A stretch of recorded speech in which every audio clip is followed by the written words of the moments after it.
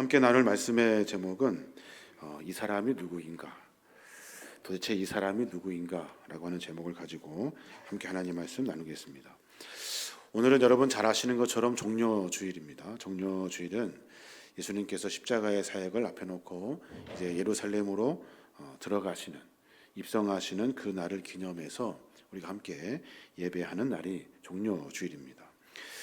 그날의 역사를 좀 들여다보면 여러 곳에서 성경은 예수님이 예루살렘으로 입성하실 그 장면들을 기록해내고 있습니다. 특별히 온 성이 소동했다라고 이렇게 기록을 하고 있어요. 보통 일이 아니었다라고 하는 기록이죠. 헬라 원어에 보면 에세이스테라고 하는데, 에세이스테, 이 말이 무슨 말이냐면 뭔가 일이 일어났구나 이런 뜻이 아니라 지진이 일어나는 것처럼, 이런 뜻이에요. 지진이 일어나는 것처럼 모든 사람들이 소동을 했다 하는 겁니다. 땅이 막 흔들릴 만큼 사람들이 흥분을 하고 막 지진처럼 여러 일들 속에서 사람들이 흥분했다라고 하는 상태를 기록해내고 있습니다. 예수님이 그 땅에 예루살렘에 들어가시면서 거창하게 가신 것이 아니죠. 나귀 한 마리 타고 그냥 그 성에 들어가신 겁니다. 그 광경을 보고 사람들이 마치 지진이 난 것처럼 소동을 했다 하는 겁니다. 그때 그 질문, 저 사람이 도대체 누구야? 라고 하는 질문을 우리가 본문을 통해서 함께 봤는데 궁금하죠? 도대체 저 사람이 누군데 이 많은 사람들이 이렇게 소동을 하는가? 여러분 한번 기억해 보십시오. 우리에게 똑같은 질문을 오늘 주님은 하고 계셔요. 너에게 예수 그리스도는 누구니? 도대체 예수님은 너한테 어떤 분이니? 라고 주님이 묻고 계시다고요. 우리가 저 사람이 누군가? 라고 묻는 것처럼 주님 우리에게 되묻고 계셔요. 너는 도대체 예수를 어떻게 아니? 이 사람이 누군지 고백할 수 있겠니? 라고 물으시는 그 물음을 우리가 분명히 귀 기울여야 하는 겁니다. 특별히 오늘 예배 자리에 모인 우리 모두에게 이 물음 앞에 답할 수 있는 우리 모두가 되었으면 좋겠습니다. 오늘 이 장면을 사복음서는 분명하게 기록해냅니다. 마태, 마가, 누가, 요한복음은 이 예수님이 예루살렘에 들어가시는 장면을 다른 각도에서 여러 시각으로 분명하게 기록해냅니다. 그 일들 속에서 여러 고백을 만나게 됩니다. 내가 만난 예수님, 우리가 체험하고 우리가 고백할 예수님, 그렇습니다. 주님은 이런 분입니다 라고 하는 고백을 그 사복음서가 각자 다르게 기록해내고 있다 하는 겁니다. 한번 예수님이 입성하신 날, 그때 그 날을 한번 상상해 봤으면 좋겠습니다. 그날은 민족 최대의 명절이죠. 유월절을 코앞에 두고 많은 이스라엘 백성들이 그 예루살렘 성으로 모여드는 그때입니다. 유월절은 이스라엘이 이집트에서 노예 생활을 하다가 해방된 날을 기념하는 날입니다. 그래서 많은 사람들이 자유를 만난 그 축제의 날을 기념하기 위해서 흩어져 있는 모든 이스라엘 백성들이 한 곳으로 모입니다. 예루살렘 성으로 다 모이게 되죠. 근데 모였던 사람들 아이러니하게도 자유를 축제로 여기며 기뻐하며 막 하는데 사실은 그들은 자유가 없어요. 자유의 날을 기대하고 소망하면서 축제를 지내지만 로마의 지배 아래 여전히 있는 사람들입니다. 자기들을 지배하는 로마의 세력에 여전히 묶여 살아가고 있다는 거죠. 기원전 63년에 폼페이우스 장군이 예루살렘을 점령하게 되죠. 그리고 그 뒤부터 자유를 한 번도 맛보지 못합니다. 매년 6월절의 절기를 보내고 함께 모여 자유를 주셨던 하나님께 예배하고 찬양하고 즐겁게 신나게 축제를 지내지만 자기들은 자유인이 아닙니다. 자유인이. 6월절 되면 그래서 온 나라 해외에 흩어져 살던 유대인들이 그 인구가 수십만 명이 되는 사람들이 예루살렘에 몰려듭니다. 요세푸스의 그 역사서에 보면 예루살렘의 인구가 평소보다 수십 배에 달할 만큼 정말 많은 사람들이 모였대요. 생각해 보십시오. 해방을 기념하는 절기에 식민 통치를 받고 있는 백성들이 그 자리에 다 모입니다. 다 모여요. 종교적인 열정과 정치적 분노를 가지고 그 자리에 다 모입니다. 수십만 명이, 아니 수백만 명이 되는 사람들이 함께 모입니다. 누군가 한 명이 그 사람들에게 불꽃을 튀기면 혁명이 일어날 만큼 화약꽃처럼 완전히 그 예루살렘 성이 혼동의 상태가 빠지게 됩니다. 로마가 그 땅을 지배하고 있는데 가만히 내버려 둘까요? 그렇지 않죠. 로마 총독 빌라도가 만일의 사태에 대비해서 로마에서 군대를 끌고 예루살렘 성으로 들어옵니다. 들어와서 삼엄한 경계를 펼칩니다. 그래, 종교 활동하는 거 좋아. 그런데 다른 것 하면 안 돼. 잘 봐, 내가 다 너희들 지키고 있어. 그러면서 수없이 많은 군대를 데리고 그날에 되면 그 성을 완전히 다 포위하고 에워싸게 됩니다. 예루살렘 성에 모인 사람들은 종교적으로 정치적으로 지칠 대로 지쳐 있는 사람입니다. 종교적으로는 메시아를 기다리는 마음, 도대체 언제입니까? 이 자유 언제 우리가 누릴 수 있습니까? 하면서 그 마음을 가지고 주 앞에 제사를 드리고 예배를 드리죠. 정치적으로는 도대체 이 로마의 나라, 이 나라 우리가 어떻게 하면 이길 수 있을까? 정복할 수 있을까? 지금 우리가 식민지로 살고 있지만 어렵고 힘든 순간을 내가 자유도 빼앗긴 채로 살고 있지만 언젠가는 이길 거야. 언젠가는 로마를 우리가 점령할 거야. 경제적으로는 어떻습니까? 성전에 세금 내야 됩니다. 생활도 어려운데 세금을 꼬박꼬박 걷어냅니다. 로마도 마찬가지, 로마에 내는 세금이 또 따로 있습니다. 이래서 경제적으로 정말 어렵고 힘든 시간을 보냅니다. 땅을 다 빼앗깁니다. 우리가 누구에게 지배를 받으면 그 땅을 다 빼앗기듯이 다 빼앗겨 버리고 맙니다. 농민들이 거리로 내몰려지게 되었다 하는 겁니다. 이 상황에서 6월절에 사람들이 모입니다. 그 수많은 사람들이 그곳에 모입니다. 모두가 마음속에 제2의 출애굽을 꿈꾸죠. 그리고 모두가 마음속에 다윗과 같은 절대 권력자가 나타나서 우리의 모든 문제를 다 해결해 주기를 원합니다. 그 마음으로 그 성전에 다 모입니다. 그쯤에 되면 예루살렘에 두 개의 큰 행렬이 있습니다. 두 개의 큰 행렬이. 하나는 뭐냐면 말씀드린 대로 그 빌라도가 군대를 이끌고 예루살렘 성으로 들어오는 장면입니다. 그때 그 시기 6월절의 시기는 하지만 그 전에 이미 군대가 예루살렘 성으로 들어와 있는 상태입니다. 모두가 다 봤습니다. 그 군대 화려하고 크고 위대하고 대단하고 힘이 절대적이고 많은 그 수없이 많은 군대가 줄을 지어서 예루살렘 성으로 들어옵니다. 반대편에서는 아주 초라한 예수님의 행렬이 그 예루살렘 성으로 들어가는 행렬을 모두가 목격하게 됩니다. 초라한 나귀 새끼 한 마리 타고 들어오시는 예수님. 한쪽은 말과 칼과 대단한 것을 제국의 힘을 과시하듯이 대단하게 들어오지만 한쪽은 나귀 새끼 한 마리 타고 예수님께서 사람들과 함께 예루살렘 성으로 들어오시고 있는 거죠. 이 대조는 아주 중요한 대조를 이룹니다. 하나는 세상의 왕국을 말하고 있고요. 또 하나는 하나님의 왕국을 설명하고 있는 겁니다. 예수님은 그 도시를 바라보시면서 우신다는 장면을 기록해냅니다. 안타까워서 우시겠죠. 이스라엘 백성들이 로마의 억압으로 인해서 힘들어하는 시간을 보내고 있는 그 모습을 보시고 안타까워하시고 그리고 앞으로 되어질 일들에 대한 그 일들에 대한 안타까움으로 눈물을 흘리시면서 예루살렘 성으로 들어가셨다라고 하고 누가복음이 그렇게 기록하고 있습니다.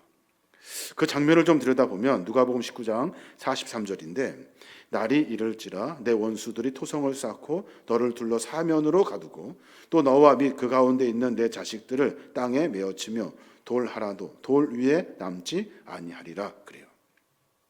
이스라엘 백성들을 보시고 안타까워하시는 예수님의 모습을 우리가 상상할 수 있습니다.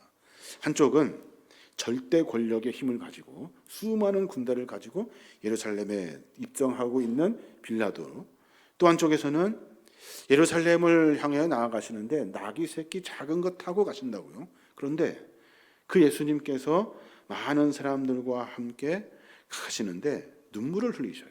예루살렘 성을 보시고 눈물을 흘리시는 거죠. 한쪽은 세상의 힘을 상징한다면 한쪽은 하나님의 마음을 상징하고 있는 장면이 오늘 우리의 성경을 통해서 볼 수가 있습니다. 예수님의 예언의 말씀대로 불과 40년 뒤에, 그러니까 AD 70년에 끔찍한 일이 벌어지죠. 로마의 티투스 장군이 예루살렘을 함락시킵니다. 이 전쟁으로 예루살렘에 있는 110만 명이라는 사람들이 죽습니다. 그리고 10만 명 이상이 노예로 끌려가게 되죠. 화려한 헤롯 성전, 지금 우리가 이 시대의 헤롯 성전을 우리가 함께 보고 있는데, 헤롯 성전은 솔로몬 성전보다 적어도 2배 이상 큰 성전입니다. 헤롯이 유대인들의 한심을 달려고, 유대인들의 마음을 살려고 큰 성전을 지어주거든요. 그게 바로 헤롯 성전이다 하는 겁니다. 그 성전에 사람들이 다 불러 모아지는데 그 성전이 그냥 다 무너져 버리게 됩니다. 우리가 아는 통곡의 벽, 서쪽의 벽 일부만 남게 내고 전부 다 무너져 버리게 되죠. 여하튼 예수님께서는 먼 미래를 보시고 그 성에 들어가시기 전에 안타까워하시면서 눈물을 흘리시며 하나님의 마음을 우리에게 보여주신 거죠. 오늘 저는 말씀을 준비하면서 예루살렘 성을 입성하는 마태, 마가, 누가, 요한의 기록들을 살펴보게 됩니다.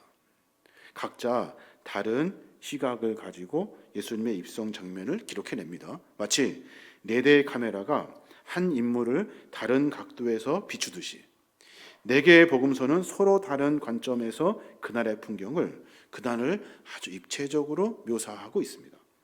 저는 다 똑같은 내용을 같이 말하는 줄 알았거든요. 근데 그렇지 않다 하는 겁니다. 오늘 함께 말씀을 같이 보면서 우리의 마음, 우리의 예수님을 향한 우리의 생각과 우리의 고민들을 조금 고쳐갔으면 좋겠어요. 그 마음으로 새로운 삶을 살아야 하는 겁니다. 먼저 우리가 읽은 마태복음의 내용을 같이 한번 보면, 마태는 세리 출신이죠. 마태는 마태복음을 기록합니다. 누구를 대상으로 기록하냐면 유대인들을 위해서 복음을 씁니다. 유대인들을 통해서 메시아를 인정하지 않는 유대인들, 메시아를 통해서 구원의 역사가 일어날 것을 뻔히 알고 있으면서도 예수 그리스도를 인정하지 않는 유대인들. 마태는 스가랴서의 선지자의 내용들을 그대로 가지고 그 내용을 인용해서 마태복음을 기록합니다. 보아라, 내 왕이 내게 오신다. 그는 겸손하여 어린 나귀를 타고 오신다 라고 하는 스가랴 선지자의 예언의 말씀을 그대로 인용합니다. 말씀을 인용하면서 유대인들에게 그렇게 선포하고 싶었겠죠.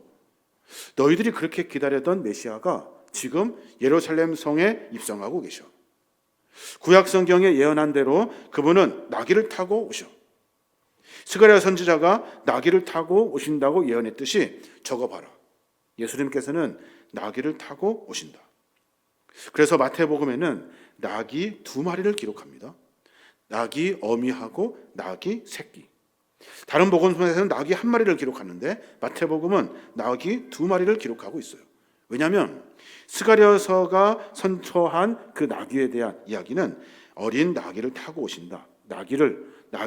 어린 나귀를 타고 오신다. 어미와 함께 오시는 장면을 시각적으로 상상해서 그것을 기록해냅니다. 보아라, 너희들이 그렇게 기다렸던 메시아가 나귀 어미와 나귀 새끼를 타고 예루살렘 성에 입성하고 계신다 하는 거죠.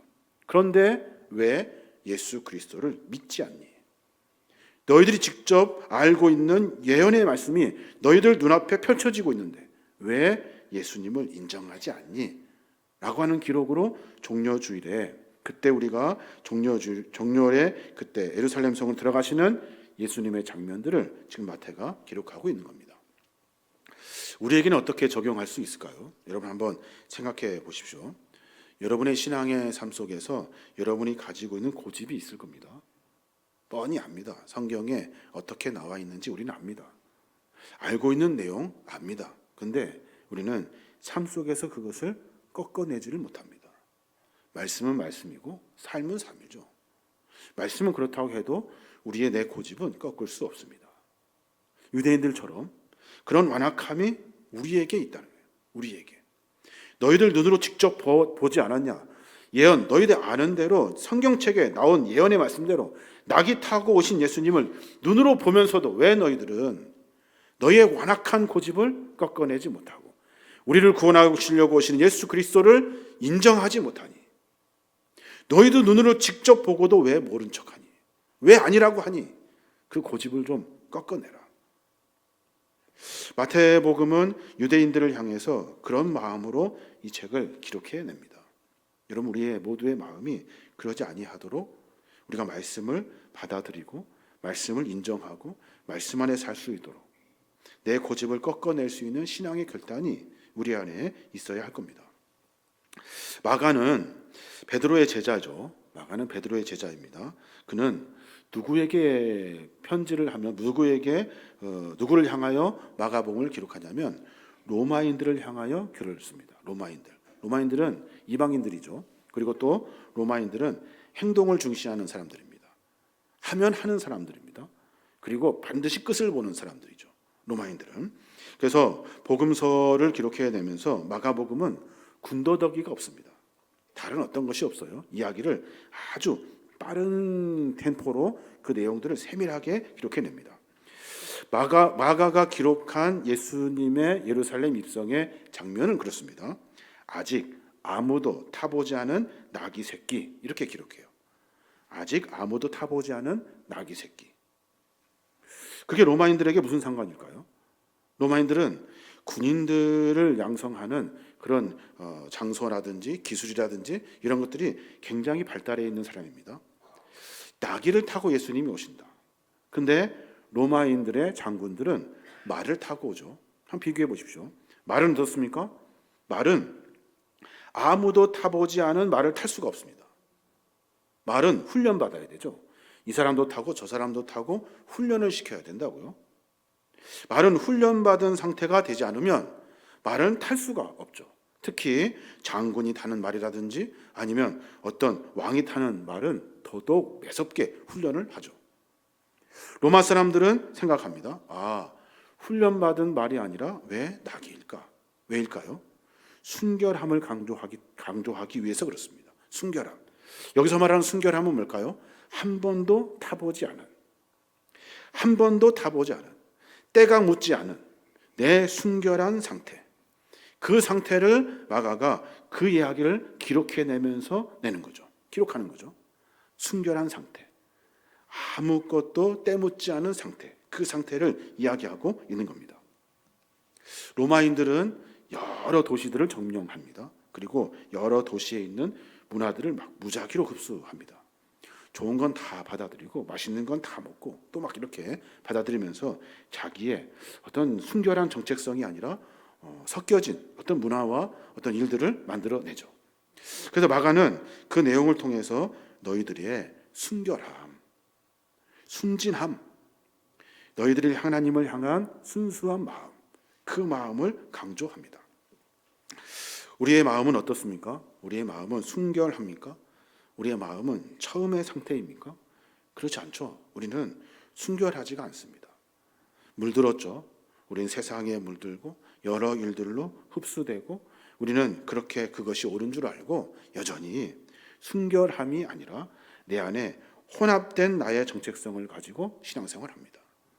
어떤 때는 이것이 맞은 것 같고 또 저런 때는 저렇게 맞은 것 같고 이런 때는 내가 생각하기에 이렇게 판단하고 저런 때는 또 저렇게 판단하고 우리에겐 이 순결함이 없어요. 순결함이. 그래서 그 순결함을 갖지 못하기 때문에 예수 그리스도를 인정하지 못합니다. 우리를 위해 구원하려고 오신 예수 그리스도 이해할 수가 없습니다. 아니, 큰 말 타고 와야 될 거 아니야. 자기의 생각에는 그렇거든요. 예수님이 큰 군대를 이끌고 와야 될 거 아니야. 자기들 생각에는 그렇거든요.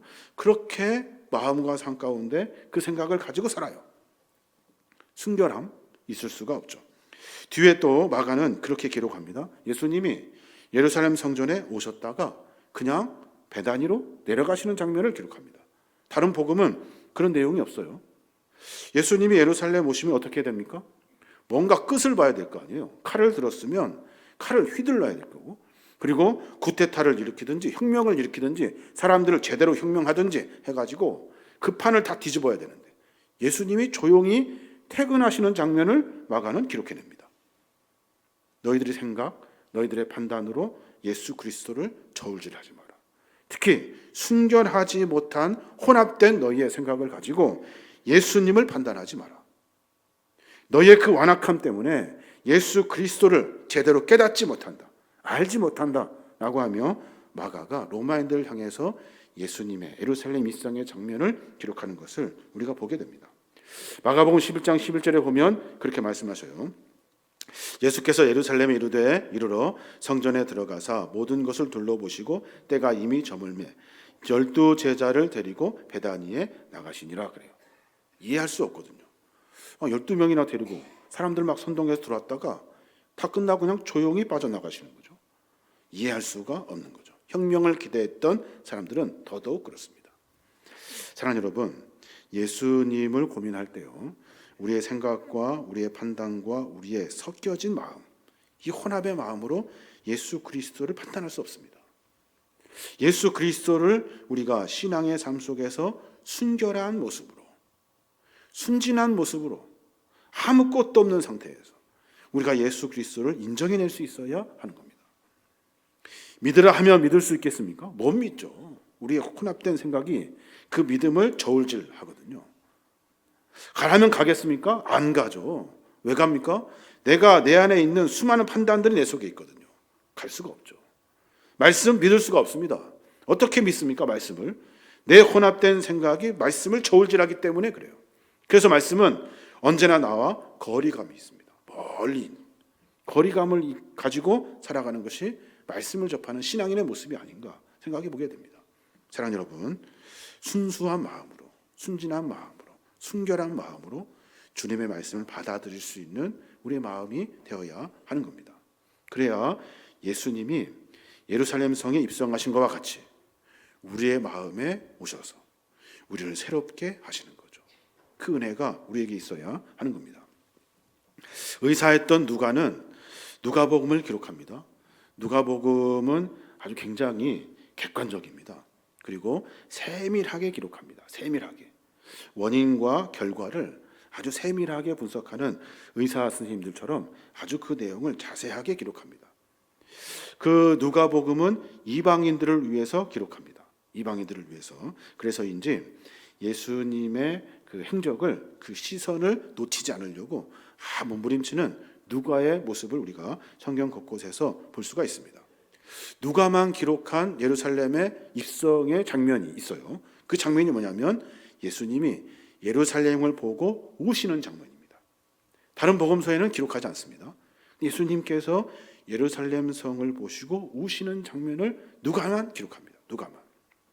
사람들이 막 환호를 하고 사람들이 막 정신없이 종려나무 가지를 흔들면서 막 예수님을 환호하는데 예수님은 예루살렘을 보고 우시더라는 거예요. 우셔요. 그 장면을 누가가 기록합니다. 누가는 바리새인들의 내용도 기록해냅니다. 바리새인들의 질문, 저 사람들을 좀 조용히 시킵시오 라고 하는 그 말을 누가가 듣고 기록해냅니다. 그리고 예수님이 하신 말씀을 또 기록합니다. 뭐라고 말하냐면 예수님께서 그들의 이야기를 듣고 이들이 잠잠하지 않으면 돌들이 소리를 칠 거야 라고 하신 예수님의 말씀을 예수님이 예루살렘 입성하시는 그 장면에 기록해냅니다. 왜 그랬을까요? 왜 그랬을까요? 예수님이 예루살렘을 보고 우시는 장면, 이방인들을 향해서 쓴 누가의 기록에 보면 이방인들은 예수를 인정하지 않죠. 인정할 수 없습니다. 이방이 얼마나 좋은 신들이 많습니까? 그 수많은 신들이 있다고요. 그 신들보다 예수는 아무것도 아닙니다. 그들의 마음 가운데 예수님은 들어올 수가 없죠. 들어올 수 없습니다. 양이 안 찹니다. 양이 안 차. 그런데 누가는 그 사람들에게 분명하게 말씀하십니다. 예수님은 하나님이시야. 왜 예수님이 우시는 줄 아니? 앞으로 되어질 일들에 대해서 예수님이 미리 알고 우시는 거예요. 앞으로 되어질 일들을 누가 알아? 사람이 알아? 모른다는 거예요. 하나님만 알지. 참 신이신 하나님 예수 그리스도만 알 수 있다는 거예요. 앞으로 이 어렵고 힘든 일들 우리가 다 당하지 않았냐. 40년 뒤에 여러 일들 속에 로마가 우리를 쳐들어온 그 장면을 너희들 다 경험했잖아. 예수님이 예루살렘을 보시고 오시는 이유가 바로 거기에 있어. 그분은 참 하나님이야. 진짜 신이야. 라고 기록하고 있는 거죠. 또 야 사람들 좀 조용히 시켜 라고 하는 바리새인들의 말에 예수님이 하시는 말씀, 저 사람들이 조용히 하면, 환호하지 않으면 돌들이 소리를 칠 거야 라고 말씀하셔요. 돌이 어떻게 소리를 지릅니까? 돌이? 세상을 창조하신 하나님께서 예루살렘 성에 입성하시는데 사람들이 알아보지 못하고 환호하지 않으면 천지를 지으신 하나님께서 그 천지를 지으신 하나님을 알아보는 그 창조물들이 하나님을 찬양할 거라는 거예요. 심지어는 돌들까지도. 그래서 그분은 참 하나님이야, 참 신이야 라고 하는 것을 누가는 이방인들에게 선포하고 있는 거죠. 우리 한번 생각해 봤으면 좋겠습니다. 사랑하는 여러분, 우리는 어떻습니까? 예수 그리스도를 정말 나를 구원하실 하나님으로 인정하고 있습니까? 예수 그리스도께서 내 삶 가운데 은혜를 베풀어 주시고 사랑해 주셔서 영원한 생명을 얻게 하신 하나님이심을 우리가 믿습니까?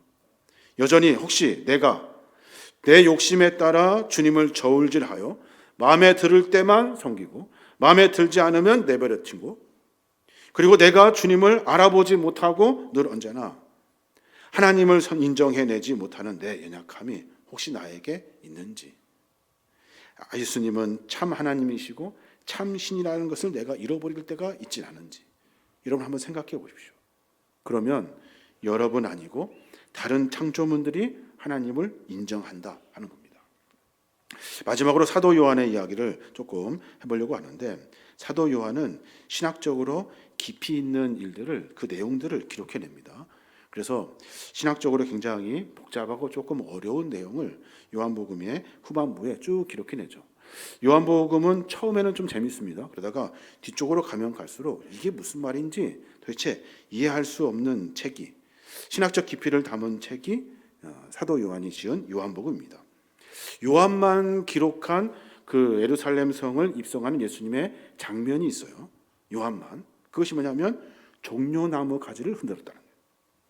다른 복음서에서는 그 내용이 없습니다. 요한복음에만 들어있는 내용입니다.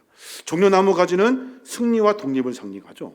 로마를 몰아낼 민족의 해방자를 기대하면서 사람들이 흔듭니다. 정신없이 막 흔들어요. 특별히 요한은 사람들이 왜 종려나무 가지를 흔드냐면 예수님께서 죽었던 나사로가 살아난 사건을 다 알았다는 거예요. 아, 우리의 생명을 살리실 분은 예수 그리스도구나. 사람이 가장 소원하고 가장 원하는 것은 딱 한 가지입니다. 돈도 아니고 집도 아니고 다른 건 아닙니다. 생명입니다. 생명. 우리가 궁극적으로 원하는 단 하나, 생명이거든요. 로마 사람들이 막 힘을 과시하지 들어옵니다. 아, 저 사람에게 내 생명을 맡길 수 있겠습니다. 그래서 로마 병사가 들어올 때 역시 마찬가지로 사람들은 종려나무 가지를 정신없이 흔들었대요. 이번에는 나사렛이 죽었다가 살아난 사건을 들었습니다. 이번에는 예수님이 나의 생명을 건져주실 수 있겠구나. 내 생명을 담보할 수 있겠구나. 그래서 예수님을 향해서 종려나무 가지를 흔들었다 하는 거예요. 예수님을 인정하는 것이 아닙니다. 하나님의 아들로 인정하는 것이 아니라 내 입맛에 맞추어서 아, 이 사람이면 되겠구나. 막 종려나무 가지 흔들고, 저 사람이면 되겠구나. 막 종려나무를 흔들고, 그 연약한 모습을 요한은 기록해내고 있다 하는 겁니다. 덧붙여서 제자들조차도 그 의미를 깨닫지를 못합니다. 예수님이 왜 예루살렘에 들어가시는지, 와, 들어가면 한 자리 하겠구나 다 생각했다는 거죠. 그 의미를 정확히 모릅니다. 혹시 우리는 어떻습니까? 우리는 혹시 여러분의 욕심대로, 여러분이 가지고 싶은 대로, 누리고 싶은 것을 가지고 예수님께 기도하며 종려나무를 흔들고 있지는 않습니까? 내 욕심에 예수님이 그거 해주실 거야. 종려나무 막 흔들어요. 세상에 어떤 일이 벌어지면 아, 저것 쫓아가면은 내가 살 수 있겠구나. 거기에 가서 막 정신없이 종려나무를 흔들어요. 여기서 흔들고 저기서 흔들고 마음이 죽을 듯이 여기 갔다 저기 갔다 정신없이 하는 연약하고 미련하고 완악한 그 사람들을 향해서 주님이 안타까워하시죠. 그러지 마라. 너의 생명을 담보할 수 있는 것은 우리를 구원하시려고 우리의 생명을 건지시려고 오신 예수 그리스도밖에 없어. 다른 것이 아니야. 종려나무 가지 정신없이 흔들지 마. 예수님을 인정해내는 곳에 우리의 신앙의 고백이 그 안에 있어야 하는 거죠. 예수님이 왜 하필 나귀를 타고 오셨을까? 장군이면 말을 타고 오셔야 되는데, 예수님은 왜 여러 사람들에게 여러 일들을 통해서 하나님의 일들을 나타내시려고 하실까? 우리의 신앙의 고백 가운데 우리의 믿음과 신앙 안에 주님을 알아볼 수 있는 신앙의 모습이 우리 안에 있어야 하는 겁니다. 사랑하는 여러분, 우리의 신앙 속에 믿음을 고백해내야 되죠. 믿음의 고백은요, 방향에 있습니다. 방향에. 여러분은 어떤 욕심을 가지고 신앙과 믿음 생활을 이어가고 계십니까? 여러분의 방향은 어디에 있습니까? 여러분이 가고 싶은 방향이 어디예요? 돈입니까? 아니면 뭐 다른 겁니까? 그 방향이 잘못되면 예수 그리스도를 만날 수 없습니다. 거꾸로 예수님께서 우리를 향한 방향을 기억하셔야 돼요. 하나님께서 우리를 향한 방향을 기억하셔야 돼요. 나에게 찾아오셔서 나를 구원하시고자 하시는 하나님의 마음과 생각의 방향을 이해하셔야 돼요. 그래야 내 욕심의 것으로 삶을 만들지 않고 이방인이나 로마인이나 헬라인이나 아니면 종려나무 정신없이 흔드는 그 변덕이 죽글듯 끌어나는 그런 사람들이 아니라 나를 구원하고 오시는 예수님, 그 예수님을 향해서 우리의 신앙의 방향을 정해야 돼요. 내 욕심의 방향이 아니라 예수 그리스도의 마음을 가지고 그 신앙의 방향을 정해야 돼요. 그래야 신앙의 삶 속에서 승리할 수 있는 겁니다. 사랑하는 여러분, 종료주의를 준비하면서 여러 고민을 해보게 됩니다. 여러분을 환영합시다. 예수님 오신 것을 환영합니다.